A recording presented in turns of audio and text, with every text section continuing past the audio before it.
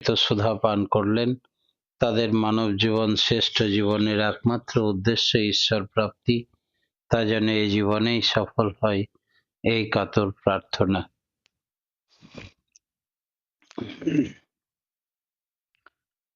আমরা প্রত্যেকেই ঈশ্বর প্রাপ্তির জন্য নাম ধ্যান মহাযজ্ঞে যোগদান করেছি এবং আমাদের আচার আচরণ খাদ্যাখাদ্য ধীরে ধীরে পরিবর্তন করতে হবে।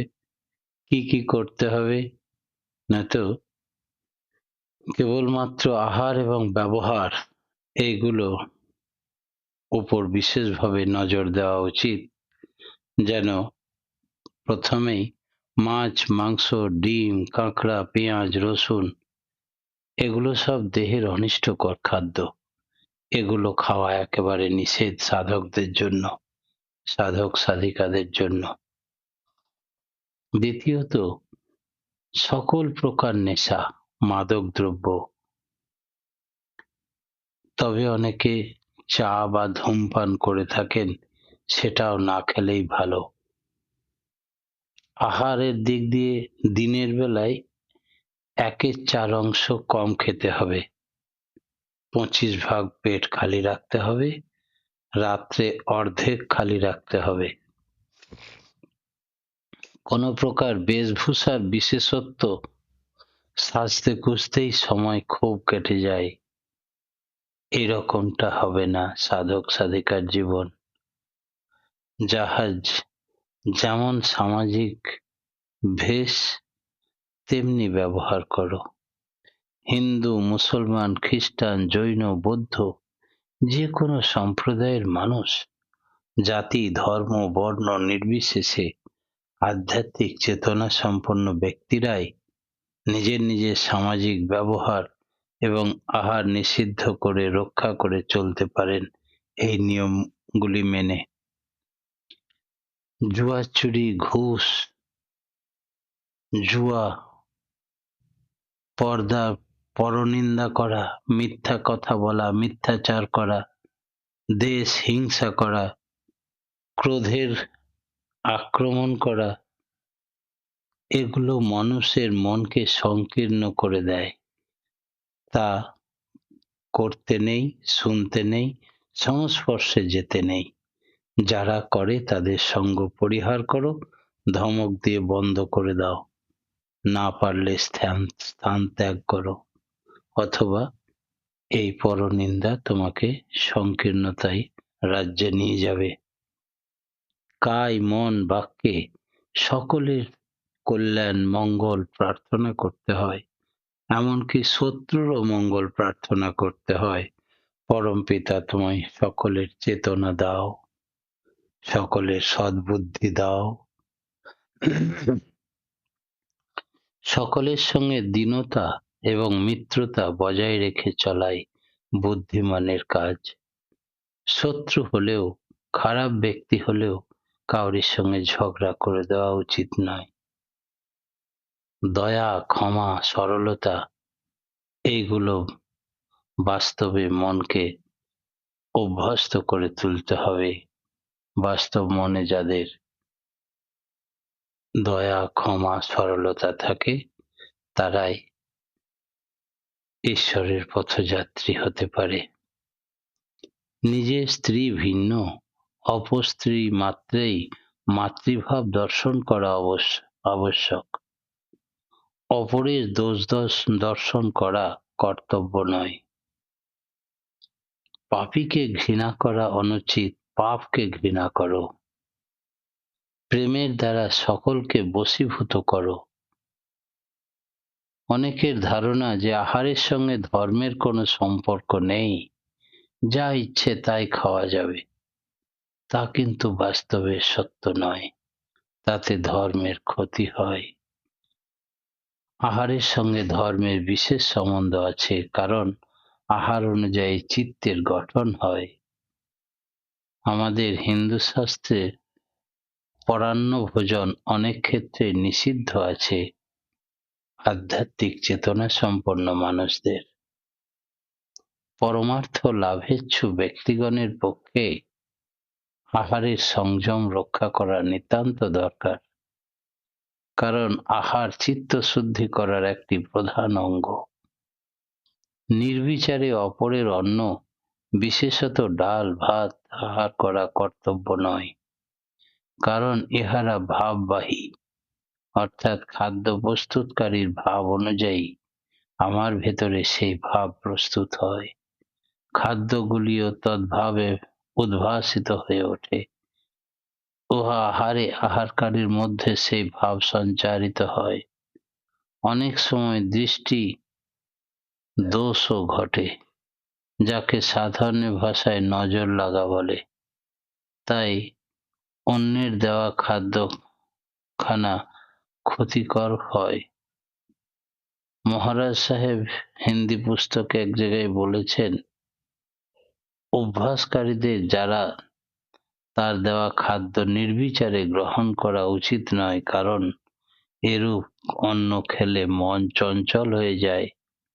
গীতাতে আহার, যজ্ঞ, তপস্যা, দান এই তিন প্রকারের, অর্থাৎ সাত্ত্বিক আহার, রাজসিক আহার ও তামসিক আহার তিন ভাবে দেখিয়েছেন। 17 অধ্যায়ে 7 থেকে 28 নম্বর শ্লোকে ভগবান শ্রীকৃষ্ণ বিস্তীর্ণ এর ব্যাখ্যা করেছেন।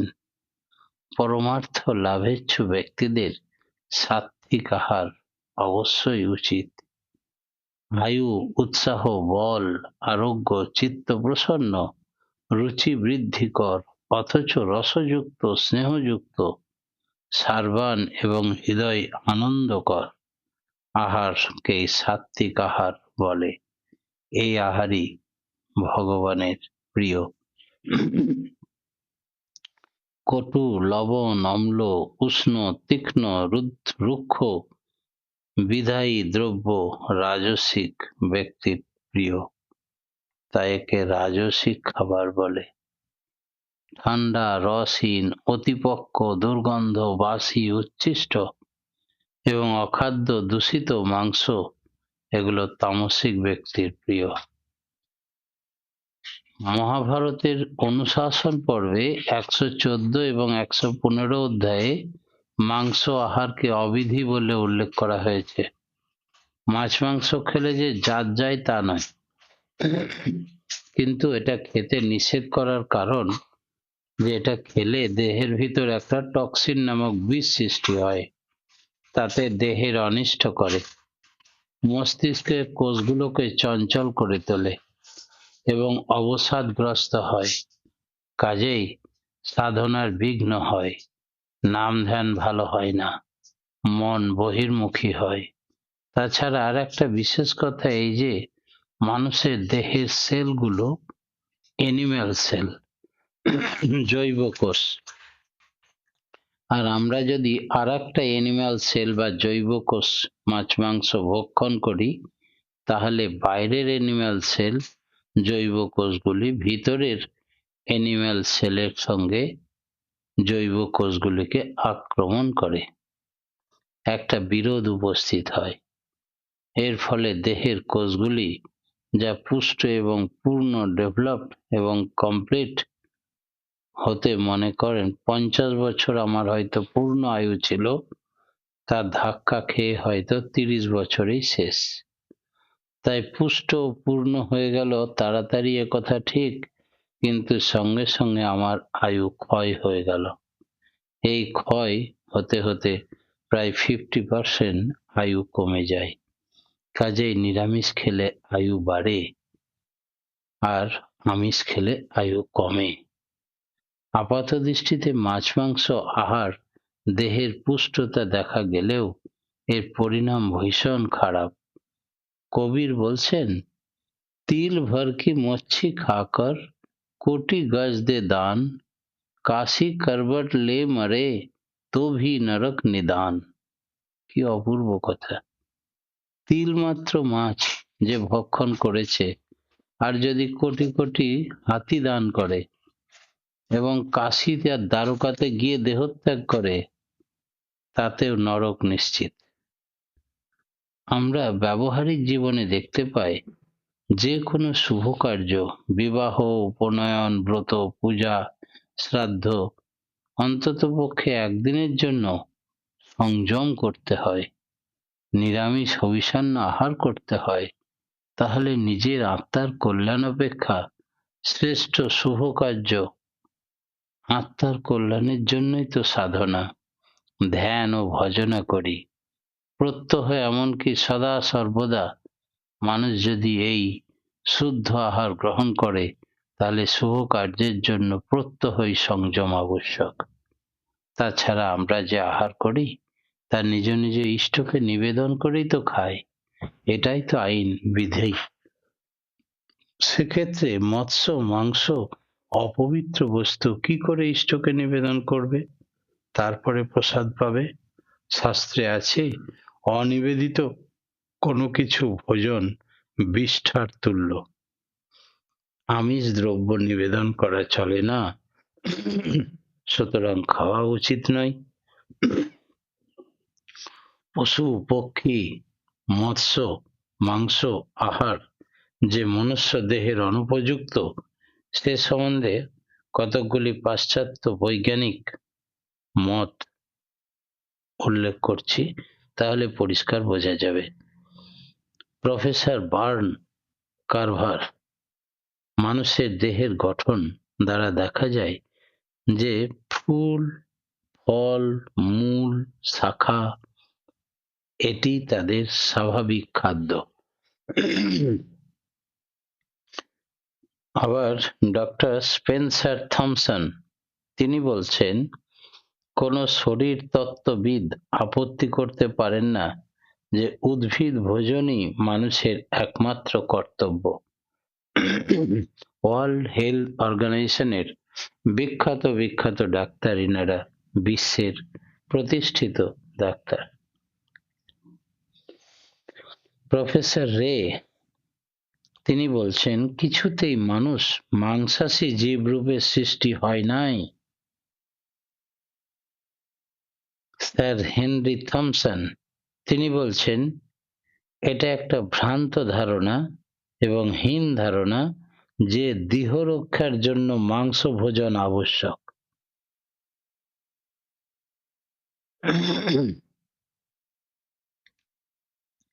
প্রত্যেকটি বৈজ্ঞানিক বলছেন, doctor Alexander Hague MD FRCS London তিনি বলছেন, গবেষণার দ্বারা প্রমাণিত হয়েছে যে উদ্ভিদ দ্বারা সহজে দেহ তো রক্ষা হয়েই থাকে, উপরন্তু এটা সর্বপ্রকারের শ্রেষ্ঠ আহার, যেহেতু ইহাতে দেহ ও মনের উচ্চ শক্তি সমূহের স্ফূর্তি গজায়। ডাক্তার ই গুডেল স্মিথ তিনি বলছেন, যে কোনো প্রকার কার্যে হোক মাংসাশী অপেক্ষা উদ্ভিদভোজী বেশি পরিশ্রম করতে পারে অনায়াসে। মাংসাশীর মতো তারা সর্বদা রোগ ভোগ করে না। ক্ষুধা তৃষ্ণা সহ্য করার শক্তিও অধিক। একবেলা আহার না জুটলেও তাদের দেহে কোনো গোলযোগ উপস্থিত হয় না। নিউ ইয়র্কের ডাক্তার বোলভিউ বলেন, সকল প্রকার আমিষের মধ্যেই শরীর পুষ্টির অনুকূল লাবণিক পদার্থ ধাতব পদার্থের কতকটা অভাব আছে।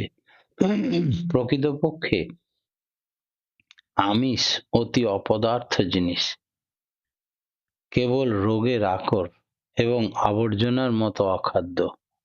ডিম মানুষের স্বাভাবিক খাদ্য হতেই পারে না। বাসি সিদ্ধ মাংস কুকুরেরও আহারের উপযুক্ত নয়। আমিষ আহারে স্নায়বিক দুর্বল্য ঘটে। যে সকল রোগে আমাদের আংশিকভাবে বা সম্পূর্ণভাবে পক্ষাঘাতগ্রস্ত করে, যে সকল রোগে রক্ত সঞ্চালন ক্রিয়ার ব্যাঘাত ঘটায়, যে সকল রোগের অন্যতম কারণ হচ্ছে ওই আমিষ খাদ্য। কফি, চা, চকলেট, কোকো এগুলি পান করা শরীরের পক্ষে ক্ষতিকারক। বিশেষ করে মস্তিষ্ক অযথা উত্তেজিত করে। এগুলি বিষাক্ত উদ্ভিদ শ্রেণীর অন্তর্গত। মাদকদ্রব্য পান করলে মস্তিষ্কের কোষগুলি অবসাদগ্রস্ত হয়, ক্রমশ অকর্মণ্য হয়ে পড়ে, নার্ভ শিথিল হয়ে যায়, তাদের হাতগুলো কাঁপতে থাকে। অনেক ভেষধারী সন্ন্যাসীকে গাঁজা খেতে শোনা যায়। তারা বলেন চিত্তের একাগ্রতার জন্য তারা নাকি গাঁজা খায়। কিন্তু মাদকদ্রব্য মাত্রই ক্ষণিকের জন্য চিত্তে একাগ্রতা দিলেও তা অত্যন্ত অনিষ্টকর এবং অবসাদ উৎপাদক। সেই কারণে বোধহয় বিশেষ কোনো আর প্রমাণের প্রয়োজন নেই। মহাত্মা কবির বলছেন, ভাং ভোগে বল বৃদ্ধি, আফু আহম্মক সই, দো আমলন অগুণ কাহা, জ্ঞানবন্ত নর জয়। অগুণ কহু সবার কা, জ্ঞান বস্তু শুনলেও, মানুষ সে পশুয়া করে, দ্রব্য গাঁট কা দেই। অর্থাৎ ভাং অর্থাৎ সিদ্ধি এবং গাঁজা বল বুদ্ধি হরণ করে, আফিং মানুষকে আহাম্মক করে। জ্ঞানবানেরা এই দুটিকে নিন্দা করেছেন। জ্ঞানবানেরা মদ্যকেও নিন্দা করেছেন, কারণ মদে মানুষের তার নিজের খরচে পশু তৈরি করে নিজেকে। মোট কথা, মস্তিষ্ক সিদ্ধ, সতেজ, গ্রহণক্ষম না থাকলে পরমার্থ লাভ করা অসম্ভব। কাজেই উদ্দেশ্য সফল করার জন্য আমিষ আহার এবং মাদকদ্রব্য সম্পূর্ণভাবে নিষিদ্ধ করা উচিত।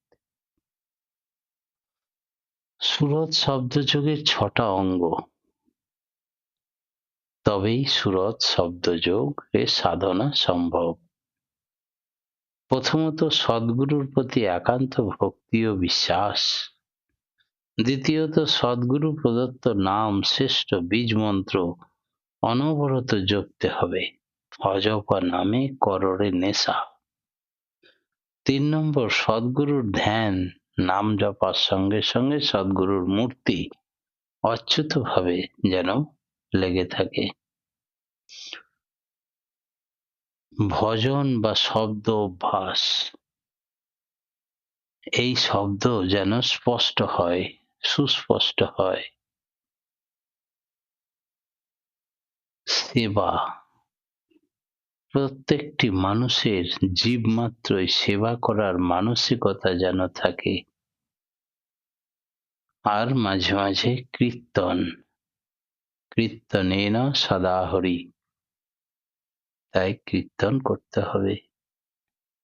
এদের মধ্যে সদ্গুরুর প্রতি ভক্তি ও বিশ্বাস এটি হচ্ছে মুখ্য। বাকি 5টি সদ্গুরুর ভক্তি লাভের উপায়। মহাত্মা কবির কি বলছেন এই সম্বন্ধে? মহাত্মা কবির বলছেন, কি হিন্দু, কি মুসলমান, কি খ্রিস্টান, কি জৈন, প্রকৃত গুরু ভক্তি ভিন্ন কেউই শান্তি পেতে পারে না। সুতরাং প্রথমে দৃঢ় গুরু ভক্তি করাই প্রয়োজন, অন্য উপায় পরে। গুরু ভক্তি ভিন্ন জগতের মোহ কাটে না। জগতের মোটা বন্ধন কাটে গুরু ভক্তির দ্বারা, আর চিত্তের সূক্ষ্ম বন্ধন কাটে নামের প্রতাপে। মোটা বন্ধন যতক্ষণ না কাটে সূক্ষ্ম বন্ধনে যাবে কি করে? সুতরাং মোটা বন্ধন গুরু ভক্তির দ্বারা কাটে, আর সূক্ষ্ম বন্ধন নামের প্রতাপে কাটে। এই বন্ধন মুক্ত না হলে আমরা মুক্ত হতে পারি না। সুতরাং সকলেরই গুরু ভক্তি লাভের চেষ্টা করা কর্তব্য। সদ্গুরু ভগবানের সাকার মূর্তি আর সর্বব্যাপী বিরাজমান। নিরাকারত্ব তারই একটি দিক, সেটা অনুভব করে জানতে হয়।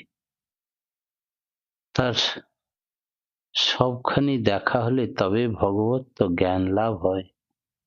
তিনি বিশেষ চৈতন্যযুক্ত নরবিগ্রহ, কিন্তু জীব তার মানুষ দিকটা দেখে, চৈতন্যের দিকটা দেখতে পায় না।